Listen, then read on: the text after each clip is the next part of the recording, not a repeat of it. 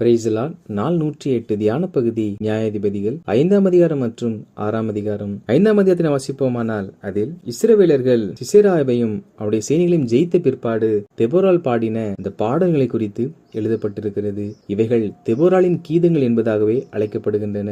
இந்த அதிகாரத்தினுடைய சிறப்பம்சம் என்னவென்றால், இந்த நாளிலும் கூட இஸ்ரவேல் ஜனங்கள் தங்கள் ராணுவத்தில் இந்த பாடல்களை பயன்படுத்துகிறார்கள். அதில் தெபோரால் இவ்வாறு பாடுகிறாள்: ஆனாத்தின் குமாரனாகிய சம்காரி நாட்களிலும் யாகேலின் நாட்களிலும் பெரும் பாதைகள் பாழாய் கிடந்தன, வழி நடக்கிறவர்கள் பக்க வழியை நடந்தார்கள். தெபோராலாகிய நான் எலும்பும் அளவும் இஸ்ரவேலிலே நான் தாயாக எழும்பும் அளவும் கிராமங்கள் பாழாய் போயின, இஸ்ரவேலின் கிராமங்கள் பாழாய் போயின.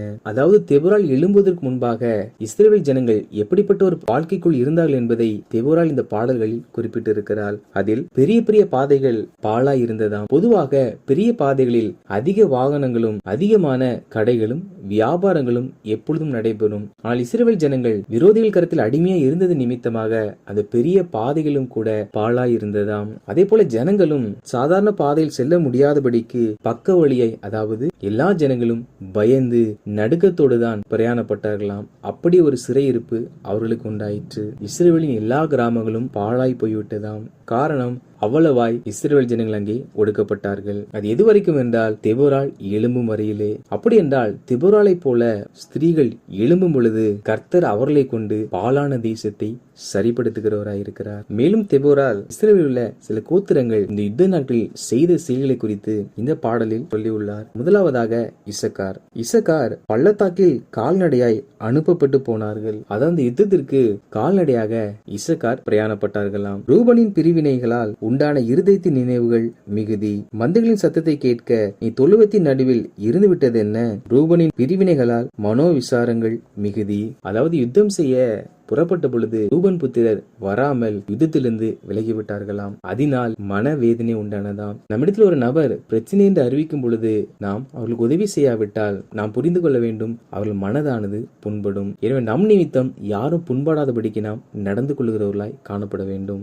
மேலும் கீலியாத் மனுஷர் யோர்தானுக்கு அக்கறையிலே இருந்து விட்டார்கள். அதாவது கீலியாத் மனுஷர் இந்த யுத்தத்திலே பங்கேற்கவில்லை. காரணம், நாங்கள் வர முடியாதபடிக்கு யோர்தான் எங்களுக்கு தடையாய் இருக்கிறது என்று காரணம் சொல்லுகிற மனிதர்களாய் அவர்கள் இருந்தார்கள். தான் மனுஷர் கப்பல்களில் தங்கி இருந்தது என்ன? தான் கோத்திரத்தார் யுத்தத்திற்கு வராமல் அவர்கள் கப்பல்களில் சொகுசாக தங்கிவிட்டார்களாம். ஆசேர் மனுஷர் கடற்கரையிலே தங்கி தங்கள் குடாக்களில் தாபரித்தார்கள். ஆசேர் மனுஷரும் கடற்கரை ஓரமாய் தங்கி அவர்கள் உல்லாசமாய் வாழ்ந்தார்கள். யுத்த காலத்திற்கு அவர்களும் வரவில்லை. செபுலோனும் நப்தலியும் போர்க்களத்து முனையிலே தங்கள் உயிரை எண்ணாமல் மரணத்திற்கு துணிந்து நின்றார்கள். அதாவது இந்த யுத்த காலத்தில் செபுலோன் நப்தலி மாத்திரமே தங்கள் ஜீவனையும் பொருட்படுத்தாமல் யுத்தம் செய்தார்களாம். மற்ற கோத்திரத்தார் கால்நடையாக பொறுமையாய் வந்தார்கள். இன்னும் சிலர் பிரிந்து போனார்கள். சிலர் யோர்தான் தடையாய் இருக்கிறது என்று காரணம் சொன்னார்கள். இன்னும் சிலர் கப்பல்களில் உல்லாசமாய் வாழ்ந்தார்கள். இன்னும் சிலர் கடற்கரை ஓரத்தில் மனரமியத்தை தேடினார்கள். இதை தெபோரால் இந்த பாடல்களில் பாடியுள்ளார்கள்.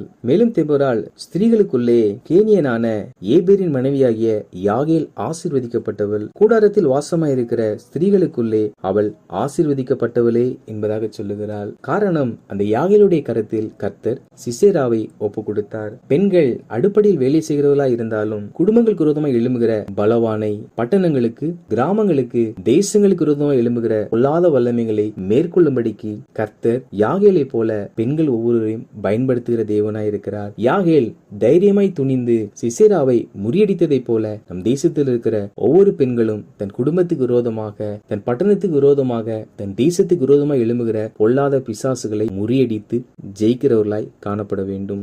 இறுதியாக, கர்த்தாவே, உம்மை பகைக்கிற யாவரும் இப்படியே அழிய கடவர்கள், அவர்கள் அன்பு கூறுகிறவர்களோ வல்லமையோடு உதிக்கிற சூரியனை போல இருக்க கடவுள் என்பதாக தெபோரால் இந்த பாடலை பாடி முடிக்கிறார்கள். இவைகளுக்கு பின்பு இஸ்ரவேல் தேசம் 40 வருஷம் யுத்தங்கள் எதுவும் இல்லாமல் அமைதலா இருந்தது. 6ஆம் அதிகாரத்தை வாசிப்போமானால் அதில் பின்னும் இஸ்ரவேல் புத்திரர் கர்த்தரின் பார்வைக்கு பொல்லாப்பானதை செய்தார்கள். அப்பொழுது கர்த்தர் அவர்களை 7 வருஷம் மீதியானியரின் கையில் ஒப்பு கொடுத்தார். மீதியானியரின் கை இஸ்ரவேலின் மேல் பலத்து கொண்டபடியினால் சுதந்திரமாய் வாழ்ந்த தேசத்தில் ஒடுக்கப்பட்டு சுதந்திரமாய் கொடுக்கப்பட்ட தேசத்தில் சுதந்திரமாய் வாழ முடியாதபடிக்கு மலைகளிலும் கெபிகளிலும் குகைகளிலும் அரணான ஸ்தலங்களிலும் போய் வாசம் பண்ணினார்கள். மீதியானியர்கள் இஸ்ரவேல் ஜனங்களுடைய நிலத்தின் விளைச்சல்களை எல்லாம் கெடுத்து இஸ்ரவேலருடைய ஆடு மாடுகள் முதலானவைகளையும் எடுத்து செல்வார்கள். இப்படி மீதியானியராலே இஸ்ரவேலர்கள் மிகவும் சிறுமைப்படுத்தப்பட்டார்கள். அப்பொழுது இஸ்ரவேல் புத்திரர் கர்த்தரை நோக்கி முறையிட்டார்கள். அப்பொழுது கர்த்தர் ஒரு தீர்க்கதரிசியை இஸ்ரவேல் ஜனங்களிடத்துக்கு அனுப்புகிறார். அந்த தீர்க்கதரிசி இஸ்ரவேல் ஜனங்களை நோக்கி, நான் உங்களை எகிப்திலிருந்து வரவும் அடிமைத்தன வீட்டிலிருந்து புறப்படவும் செய்து எகிப்தியர் கையினின்றும் உங்களை ஒடுக்கின யாவருடைய கையினின்றும் உங்களை ரட்சித்து அவர்களை உங்களுக்கு முன்பாக துரத்தி அவர்கள் தேசத்தை உங்களுக்கு கொடுத்து நான் உங்கள் தேவனாகிய கர்த்தர் என்றும் நீங்கள் குடியிருக்கும் அவர்கள் தேசத்தில் உள்ள எமோரியருடைய தேவர்களுக்கு பயப்படாதீர்கள் என்றும் உங்களுக்கு சொன்னேன். நீங்களோ என் சொல்லை கேளாதே போனீர்கள் என்றார். இவர்கள் முறையிட்டார்கள்.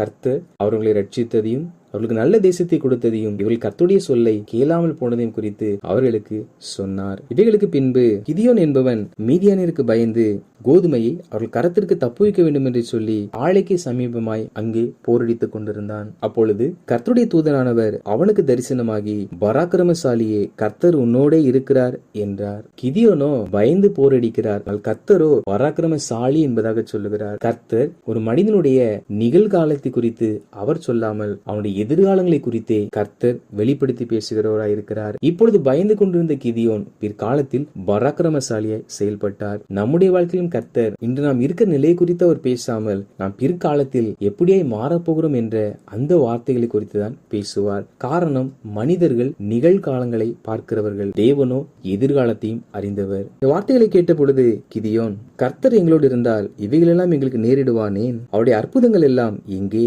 கர்த்தர் எங்களை கைவிட்டு மீதியானியர் கையில் எங்களை ஒப்பு கொடுத்தாரே என்பதாக சொல்லுகிறார். அப்பொழுது கர்த்தர் கிதியோனை நோக்கி, உனக்கு இருக்கிற இந்த பலத்தோடே போ, நீ இஸ்ரவேலை மீதியானியரின் கைக்கு நீங்களாக்கி ரட்சிப்பாய், உன்னை அனுப்புகிறவர் நான் அல்லவா என்பதாக சொல்லுகிறார். கிதியோன் தன் தேசமும் தன் ஜனங்களும் சிறுமைப்படுகிறதை பார்த்து கர்த்தரின் அற்புதம் செய்யவில்லை என்பதாக சொல்ல, கர்த்தர் கிதியோனை நோக்கி, நான் உன்னை கொண்டே உன் தேசத்தில் மாற்றத்தை உண்டாக்க போகிறேன், நீ உன் பலத்தோடே போ, உன்னை நான் அனுப்புகிறேன் என்பதாக சொன்னார். கிதியோனோ, நான் இஸ்ரவேலை எதினாலே ரட்சிப்பேன்? மனாசேயில் என் குடும்பம் மிகவும் எளியது, என் தகப்பன் வீட்டில் நான் எல்லாரிலும் சிறியவன் என்பதாக தன்னுடைய நிலையை குறித்து சொல்லுகிறார். தேவனாய் கர்த்தர் ஒரு மனிதனுடைய பலனை பார்த்து பின்புலத்தை பார்த்து யாரையும் அழைக்கிறவர் அல்ல. அந்த ராத்திரியிலே கர்த்தர் கிதியோனுக்கு தரிசனமாகி, உன் தகப்பனுடைய எல்லா விக்கிரகத்தையும் உடைத்து போடு என்றும் அங்கே கர்த்தருக்கு பலியிட வேண்டும் என்றும் கிதியோனோடு கூட சொன்னார். கிதியோன் தன்னோடு கூட 10 வேலைக்காரர்களை அழைத்து கர்த்தர் தனக்கு சொன்னபடியே செய்தார். ஆனாலும் கிதியோன் பயந்தபடியினால் அவைகளை பகலில் செய்யாமல்